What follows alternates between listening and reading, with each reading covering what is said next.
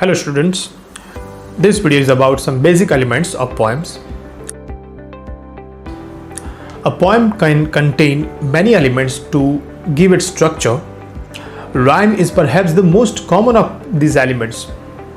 Countless poetic works from limericks to epics poems to pop lyrics contains these rhymes.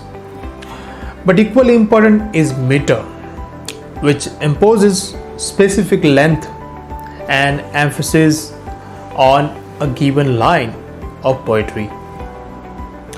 A poem contains many technical components, for example, rhyme, meter, foot, stanza, etc.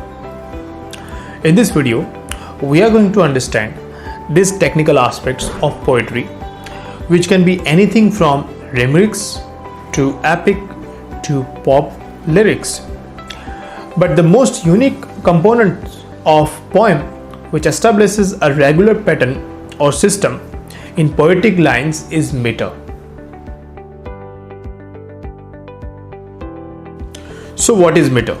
According to one definition, meter is the basic rhythmic structure of a line within a work of poetry. Meter consists of two components. First, the numbers of syllables. Second, a pattern of emphasis on those syllables. In other words, meter is formed by a regular arrangement of syllables, harmoniously distributing the accents in as regular a manner as possible in a specific line length. According to the line lengths, they have various names.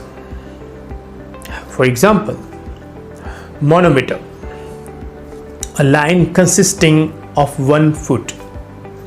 Diameter, a line consisting of 2 feet. Trimeter, a line consisting of 3 feet. Tetrameter, a line consisting of 4 feet. Pentameter, a line consisting of 5 feet. Hexameter, a line consisting of 6 feet. Heptameter, a line consisting of 7 feet. Octameter, a line consisting of 8 feet. The rhyme scheme is determined by assigning alphabets as symbols to the rhyming words. Let us look at the following lines by John Gray. Now pursuing, now retreating. Now in circling troops they met. To brisk notes in cadence beating, glance their many twinkling feet.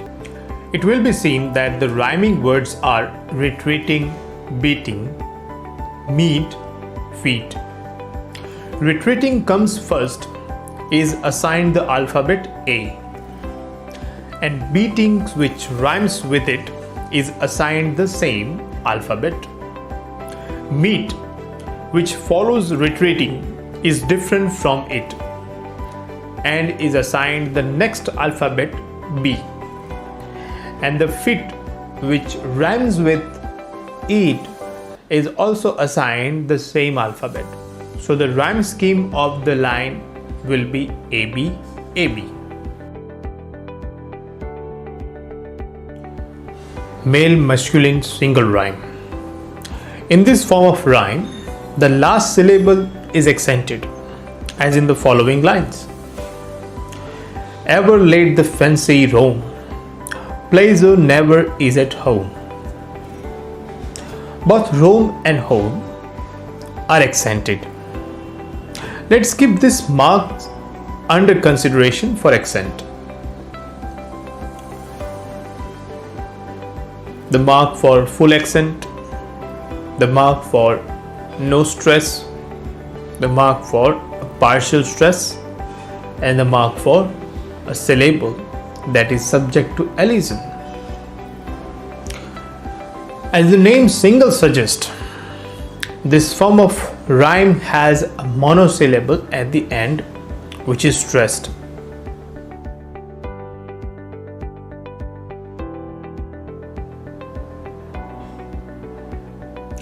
Double or feminine rhyme. It is disyllabic. with the first syllable accented and the second unaccented. It thus has a falling rhythm. There is a cuckoo and one or two thrushes, and a far off wind that rushes, and a sound of water that gushes.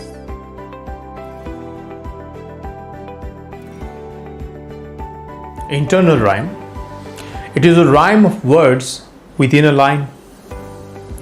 And though the drips the snowy cliffs, nor ships of man nor beast we can.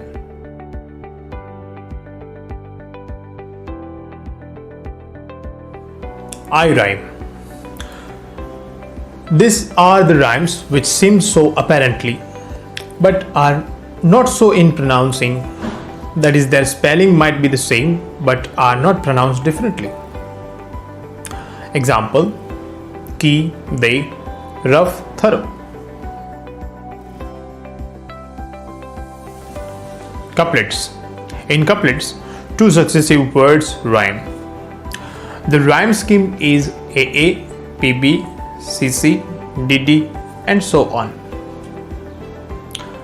With ravished ears, the monarch hears, as seems the god affects to nod.